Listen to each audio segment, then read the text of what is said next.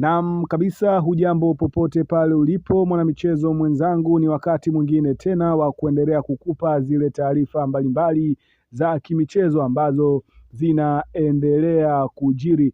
Bana, taarifa ambazo zinaendelea kutrendi kwa sasa ni kuhusu swala zima la usajili, ambapo zikiwa zimesalia takriban mechi chache kumaliza msimu huu wa ligi kuu ya NBC, klabu ya soka ya Simba tayari wameanza kutafuta nyota ambao watakuja kuongeza nguvu ndani ya kikosi cha klabu ya wekundu wa Msimbazi Simba.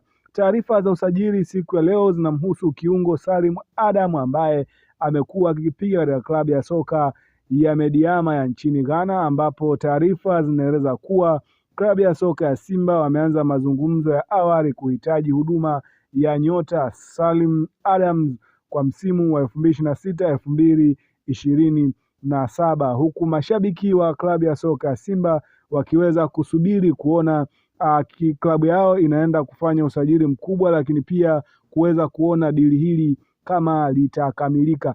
Ikumbukwe Salim Adams aliachwa na kikosi cha mwisho cha Ghana, lakini thamani yake inaendelea kupanda kila wakati.